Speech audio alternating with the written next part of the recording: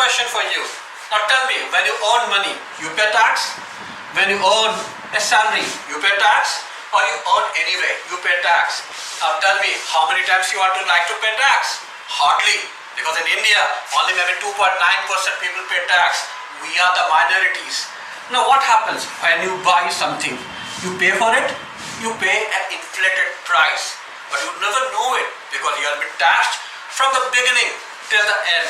You have been taxed at each end, maybe by the person who buys the raw material, the person who manufactures it, the person who buys it as a wholesaler, the person who buys it as a retailer. And what you end up? You end up paying a massive amount of your own hard-earned money as taxes. Now to curb that, you need the goods and service taxes. Now you want to tell me, if it's the only reason, then why not to reduce the income tax? I'll tell you the reason why GST is important. GST is important because nowadays it's difficult to differentiate between the goods and the services. I ask you a simple thing. If you buy a ceiling fan, it comes with a warranty. What's the good and what's the service? You buy a sim, it comes with services. Now what's the product and what's the warranty? Now everything in today's world is mixed. Like you buy an internet connection, the connection is a product and the service is the connection being working fine. To prevent all this, to prevent multitasking and to prevent what we call quote unquote tax kichori, GST is important. How would you say tax kichori? I'll give you a simple example. You want to buy a car, you come to me. I'm a showroom salesman of a car. I said, don't buy a car. Lease a car from me from my end for 10 years. And whenever you want to sell the car, refund it to me. This is tax kichori. This is what we want to stop. This is what we want to curb. That's why GST is important. We know that there are different aspects to it. We know the different taxation aspects to it. Now who will get what share? That's important, and that is being discussed, debated and coming to a conclusion by the Joint Parliamentary Committee. But we also have to understand three things.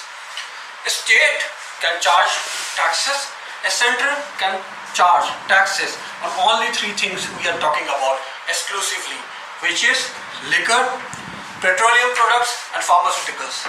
Rest, we all have to incorporate a single channel. Now how it works? It works in a sense, if we buy a product for 100 rupees and then we pay taxes for it. Now what are the taxes we pay for it? Is 110 in acquiring and then maybe 130 in acquiring the cost of this product. Then when the person who makes the product, he or she sells it to the wholesalers, then what happens? They add value addition and again taxes to it.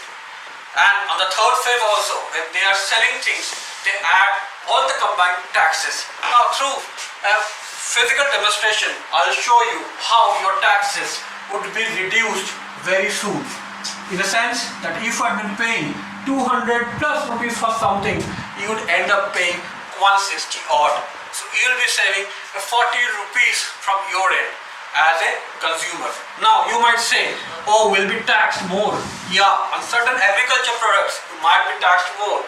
Maybe 1.16%, but then a lot of manufacturing products will be taxed less, like 2.28%. Now let's say this, coming here, if you buy a product for 100 rupees and the person who makes the product, buys the product, adds some value to it and makes a value addition of 30 rupees, then the tax on 30 rupees saves 10%. So 130 plus 10% makes it 143. Now the new buyer or the wholesaler buys it at 143. He does some value addition of 20 rupees on his margin. Then the cost becomes 163. He adds another 10% to it. The cost becomes roughly 180 rupees, 179. Now this retailer purchases it at 179. He adds his margin of 10 rupees and it becomes 189. So something that started off as 100 rupees has already become 189. Now how much it comes to a consumer? It comes to a consumer at 189 plus 10%, which is 208.93. So for a thing which was bought at 100 rupees by the manufacturer comes to you at 208. Now what happens when GST comes into being? The same thing, a 100 rupees thing bought, taxed, becomes 130 plus 30 rupees plus 3 rupees. What's the 30 rupees? The cost, and 3 rupees for the taxes he has already paid in buying that 100 rupees. So it becomes 133 instead of 143. So at each segment you are saving 10 rupees. Next time they had a value addition of 20 rupees on 133. It becomes 153 minus the taxes has already been paid here, which is 13 rupees. So it becomes 153 plus 15.30 minus 13 for which the tax has been paid.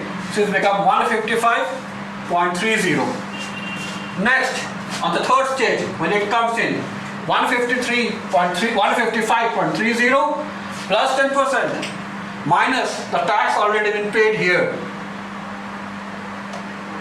So we come at 166.53. Now what's the price we paid here? 189.3. Now what does it talks about? You are being saved at multi-channels. You are paying less at multi-channels. So who is getting? The government is getting. The government is getting a revenue of 15 billion rupees. That's why the government of the day wants it. Now you want to know more about it? You want to get more thorough inputs about it? You can have this book.